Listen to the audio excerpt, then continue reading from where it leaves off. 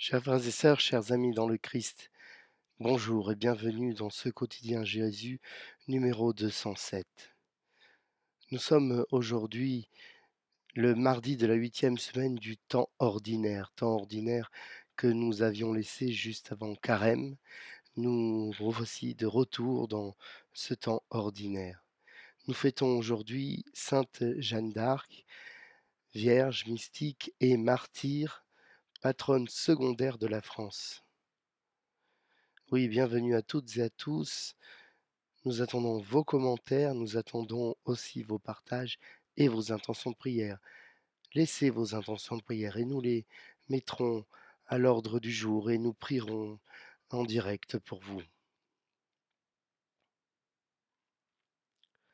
Au nom du Père, du Fils et du Saint-Esprit. Amen. Confions au Seigneur cette méditation.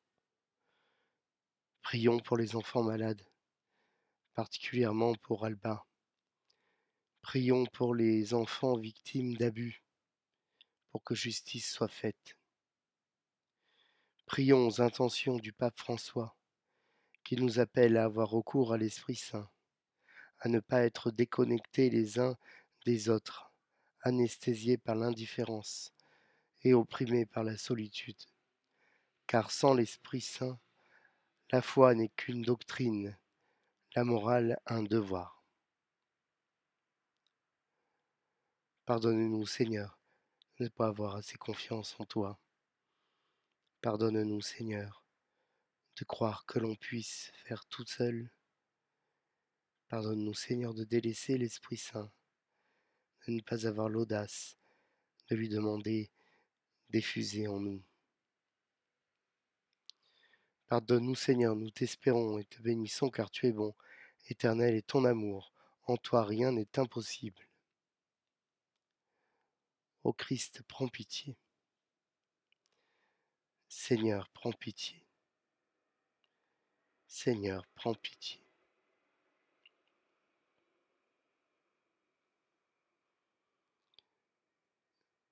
Jeanne d'Arc, nous le savons, celle que nous appelions la pucelle d'Orléans, Jeanne d'Arc est morte sur le bûcher. Et elle a été jugée hérétique par un tribunal inique et un tribunal qui n'avait pas lieu d'être, parce qu'elle s'habillait comme un soldat, donc comme un garçon. Nous sommes aujourd'hui très loin de ces considérations, heureusement. Jeanne d'Arc a combattu pour la France. Aussi sa mémoire est-elle partagée par l'Église, qui la reconnaît patronne secondaire de la France, après la bienheureuse Vierge Marie en son Assomption, et par la République française, qui voit en elle le symbole de la résistance et du patriotisme. Notre nation, la France, vit de nombreuses crises depuis de nombreuses années. Il nous faut beaucoup prier Jeanne d'Arc afin d'avoir son courage et sa persévérance. Sainte Jeanne d'Arc, prie pour nous qui avons recours à toi. Nous lisons aujourd'hui dans l'Évangile de notre Seigneur Jésus-Christ selon saint Marc. En ce temps-là, Pierre se mit à dire à Jésus, voici que nous avons tout quitté pour te suivre. Jésus déclara, Amen, je vous le dis, nul n'aura quitté à cause de moi et de l'Évangile une maison, des frères, des sœurs, une mère, un père, des enfants ou une terre, sans qu'il reçoive, en ce temps déjà, le centuple. Maison, frères, sœurs, mère, enfants et terre, avec des persécutions et dans le monde à venir, la vie éternelle. Beaucoup de premiers seront les derniers, et les derniers seront les premiers. Nous acclamons ta parole, Seigneur Jésus. Louange à toi. Tout quitter pour suivre Jésus. L'Évangile à bien des égards est radical. non pas radicalisé, mais radical, en ce sens qu'il puise dans nos racines, dans notre essence, qu'il n'est pas un simple choix, mais un engagement d'envergure qui nous change. Aussi, il n'est pas étonnant de voir des trajectoires de vie de nombreux saints ou d'anonymes qui abandonnent tout pour se consacrer au Seigneur, dans la vie monastique ou sacerdotale, mais aussi dans la vie quotidienne, dans la vie de tous les jours. Pendant longtemps, jusqu'à pas très longtemps en arrière, cette forme d'abnégation était un exemple vertueux qu'on admirait, comme on admirait les soldats partant à la guerre et qui souvent n'en revenaient pas. Il y avait des médecins dévoués à leurs tâches qui n'avaient pas d'heure et une valeur du travail qui dépassait le simple contrat ou salaire. Mais dans notre société occidentale, ce n'est plus aussi simple. De nombreuses lois ont, il est vrai, amélioré la condition des travailleurs, grâce à Dieu, notamment pour les plus précaires. Et il reste encore un long chemin à parcourir pour arriver à une vraie justice sociale. Mais à côté de cela, le bien-être a été érigé comme un droit et l'individualisme s'est développé pour le grand bien des entreprises qui ont fait leur lit sur ce changement. Il est devenu normal de passer des journées à se délasser, laissant souvent les enfants aux grands-parents. Je durcis un peu le trait, mais je le fais à dessein. Quand on est malade comme moi, je veux dire malade de dépression parfois, etc., on est les cibles premières de ces nouveaux chantres du bonheur humain.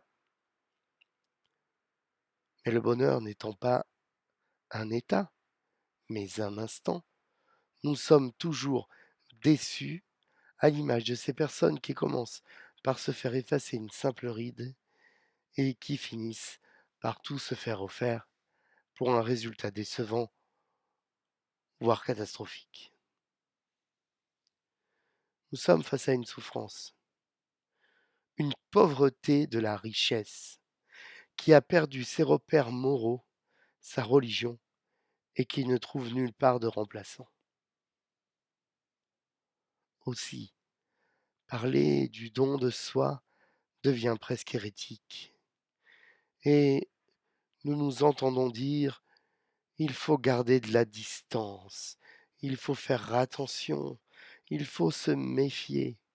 Donne le doigt, on te prend le bras. Qu'il faille se méfier de l'homme, c'est une certitude. Néanmoins, le Christ ne peut vouloir rien d'autre que notre bien. Si nous mesurons chacun de nos actes, nous ne pouvons pas faire grand-chose. Nous serons toujours arrêtés ou bloqués. Le Christ, par notre baptême, nous appelle à nous abandonner au Père, à remettre notre vie au Père et à laisser agir l'Esprit Saint en nous. Si notre foi se grandit d'une philosophie et d'une théologie florissantes, bien souvent, elles sont difficiles d'accès, opaques pour un pauvre d'esprit comme moi. On ne comprend rien, tant les mots sont complexes et les phrases nous désarçonnent. Il est bon d'avoir des docteurs de la foi, mais comme nous le rappelle notre pape, il faut passer par l'Esprit Saint, qui lui est beaucoup plus direct. Pierre a raison lorsqu'il dit qu'il a tout donné, qu'il a tout quitté pour le Christ, son travail et sa famille, et jusqu'à sa vie. Et le Christ nous rassure, le rassure. Ce que nous aurons quitté pour lui, c'est au centuple qu'il nous sera rendu. Au centuple, telle est la récompense de Dieu, tout miséricordieux, au centuple sera notre joie après avoir subi l'injustice. Oui, oui, il est nécessaire de faire ce don de soi-même. C'est ainsi que nous vivons notre foi. C'est un peu difficile, c'est vrai, et c'est peu probant au début. Et oui, on préférait le faire autrement. Mais l'emprise du péché est si grande qu'il faut des ouvriers à la moisson. Alors faut-il tout quitter pour Jésus? Il faut quitter notre illusion, celle de vouloir être heureux par nous-mêmes. Ce qu'il nous faut quitter, c'est ce qu'il y a de mortifère pour la vie. Ce qu'il y a de mortifère pour aller vers la vie. Ce qu'il y a de mortifère pour la vie éternelle, pour la vie véritable, pour la vie en Jésus-Christ, seul vrai dispensateur du bien. Amen.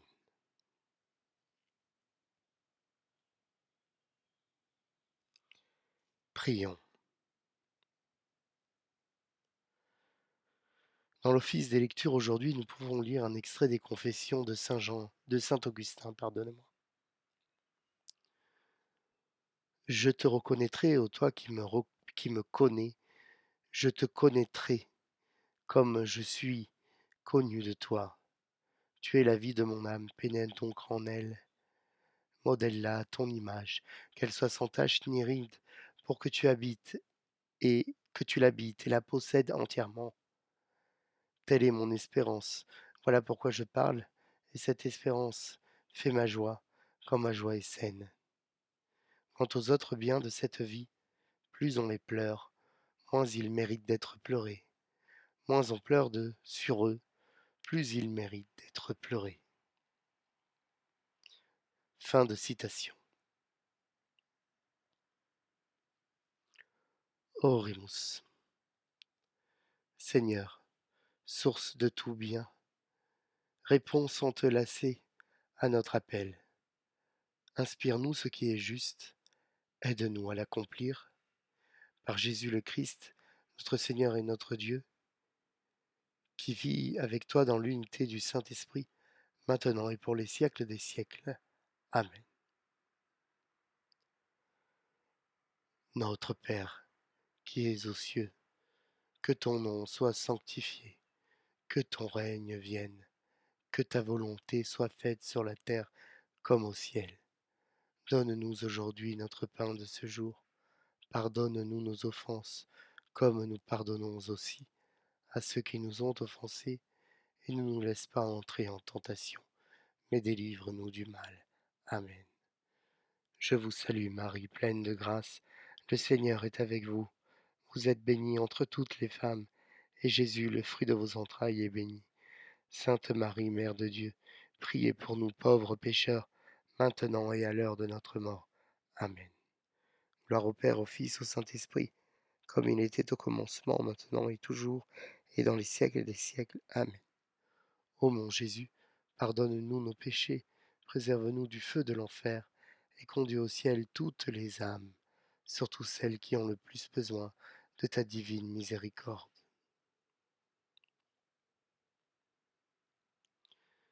Je vous souhaite, chers frères et sœurs, chers amis, un bon mardi, une bonne reprise pour ceux qui, comme moi, ont eu la chance d'avoir un week-end prolongé, et un bon retour à l'ordinaire, dans l'extraordinaire de l'Évangile. Demandons au Seigneur, lui, le Dieu ordinaire et extraordinaire qui s'installe dans nos vies, demandons au Seigneur qu'il nous bénisse, lui qui est Père, Fils et Saint-Esprit. Amen. À demain.